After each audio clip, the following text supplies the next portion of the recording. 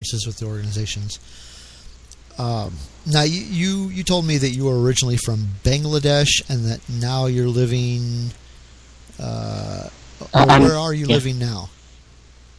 I'm back in Bangladesh. I lost my PhD because, because of all this thing. I went to Syria and I got stuck there, and people in in Brunei. I was doing my PhD in Brunei, and they just dropped the ball on me. So even though I had submitted my thesis and it was literally complete, they just crossed me off me being a student. So I'm not really a student anymore.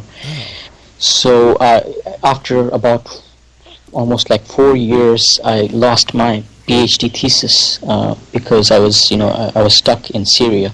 Right. So what were you doing your dissertation on?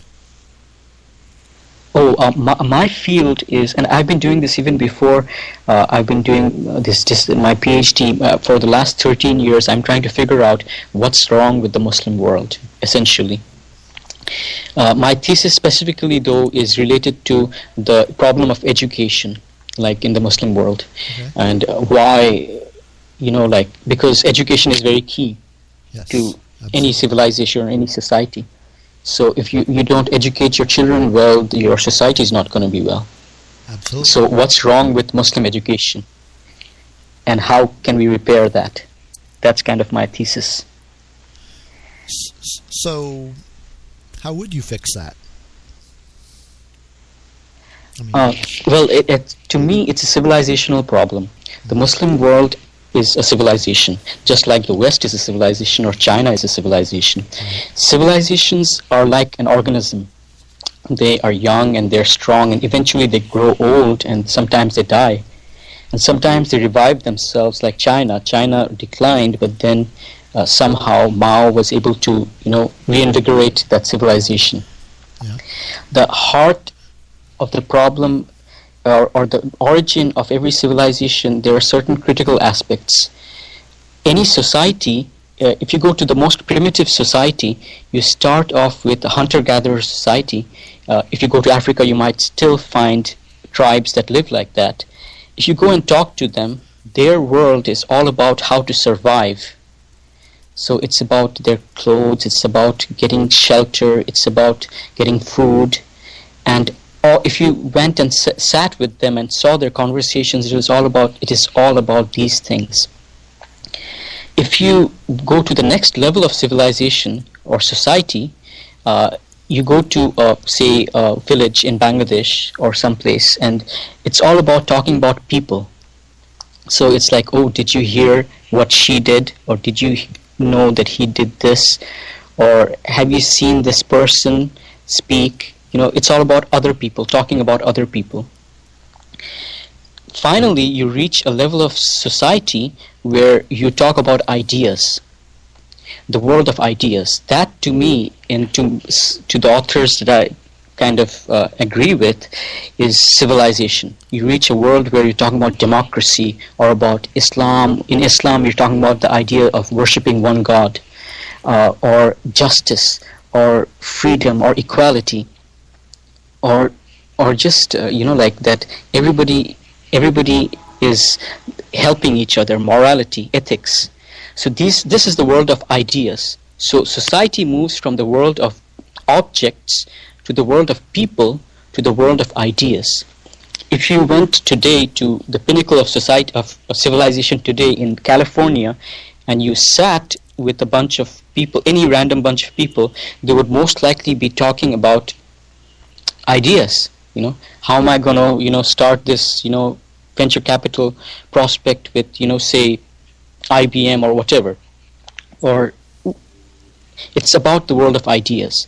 So Islam, when it came originally, sorry, are you there, Steve? Yeah, I'm still here. Oh, okay. So Islam, when it came to a people who were extremely backward. If you read pre-Islamic Arabic poetry, it's all about other people, and it's all about wealth and objects. There are no real ideas in Arabic, pre-Islamic Arabic poetry. out of that, Islam, when it suddenly came, it came as an idea, the ideals of worshipping one God, the idea of equality, the idea of women having rights, of animals having rights. So these were all values and ethical values that came to a people, and within 40 years they were transformed from a nomadic, primitive people to the world's reigning superpower. So within 40 years we defeated both the Roman Empire and the Persian Empire, and we became pretty much the superpower of that age. And for a long time we were the superpower. But over time, just like any other civilization, we have degenerated. We have lost our values and ideas and ethics that we originally had and replaced them with our rituals and empty chants and empty slogans.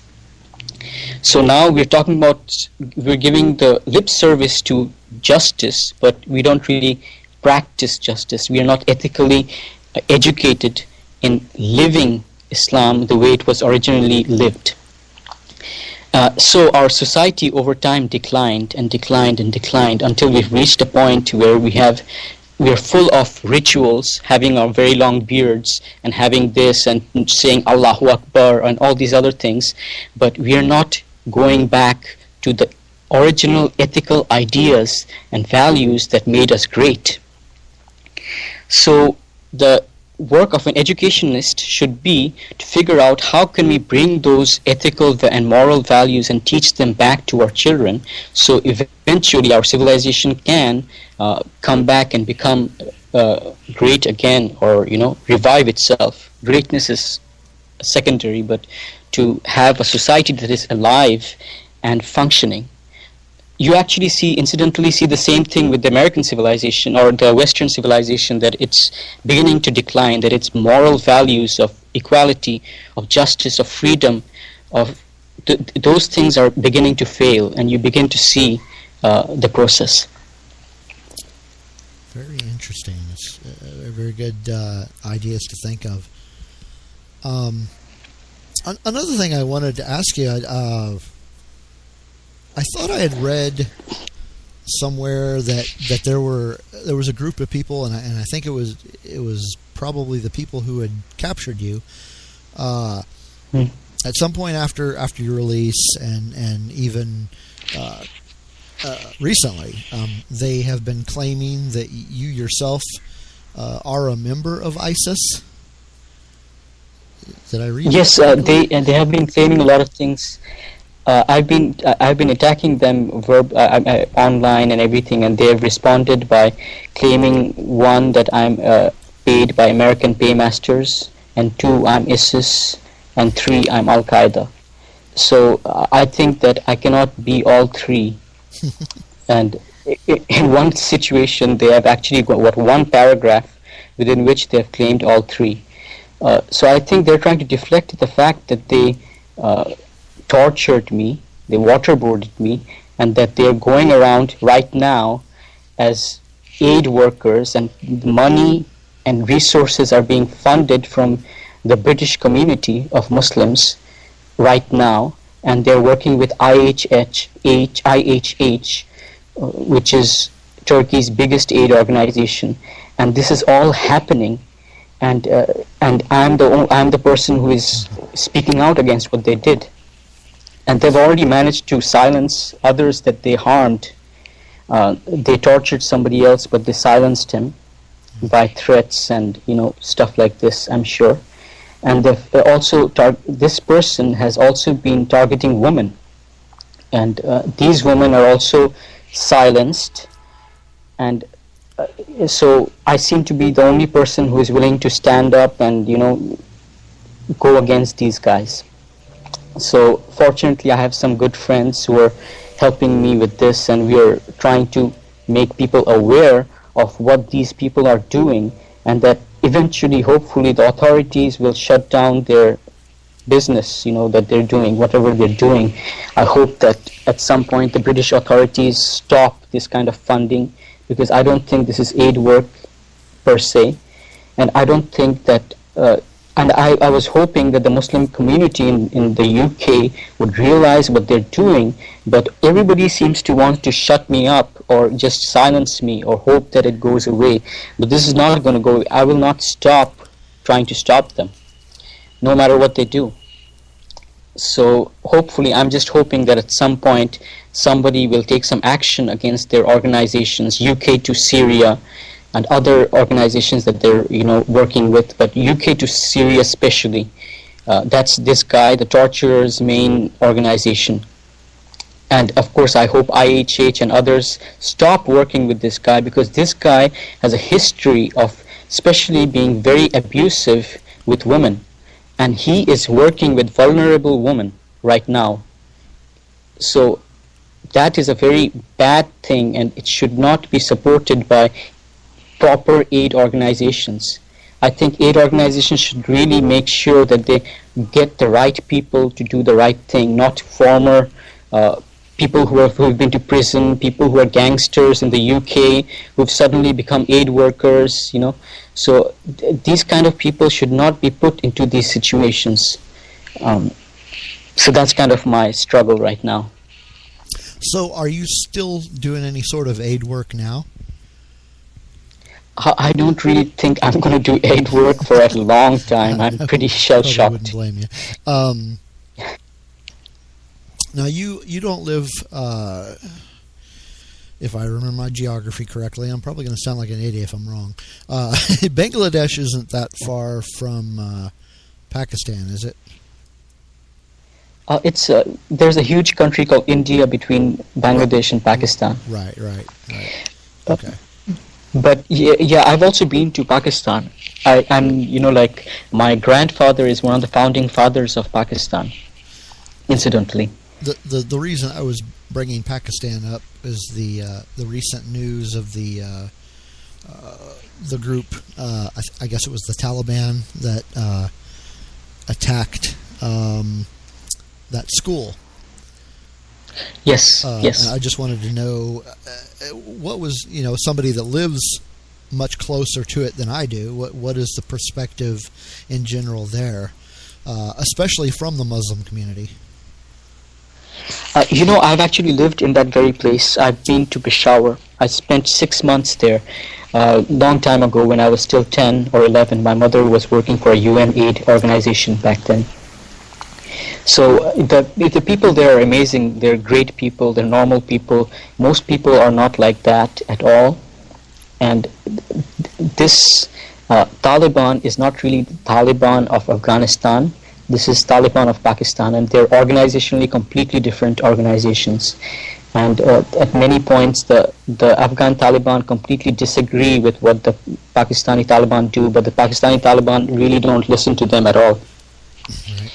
So these guys are extremists, and when I was in Syria and I saw all these guys, these Jabhat al-Nusra, even though they were nice to me or not, I saw what kind of theology they have. They are something called Salafi or Wahhabis. So they are a very minor sect of Islam. They claim to be, with the majority, but they are not. They were originally brought to power and by, British and American, eventually American intervention in Saudi Arabia, which created the House of Saud. So these guys came out of the desert and they imposed a very harsh and literalist version of Islam on many people, and then with oil money it started spreading all over the world. So now this minority, even now they're a minority, but they're a very vocal and well-financed minority. And within them there is again divisions. There is at least 4 different kinds of them. So one of them are jihadi Salafists. So you have the traditional Saudi, ulama Salafi, and then you have other kinds of Salafi, but there's one kind which is called jihadi Salafi. So these jihadi Salafis have a theology which is very much focused on jihad or fighting, for the case of God, for however they want to imagine that themselves to be. And they, after the war with the Soviet Union, they during that time, with the help of American funding and the CIA, and everybody else there, they set up a lot of these schools all over Pakistan. So it comes back to education.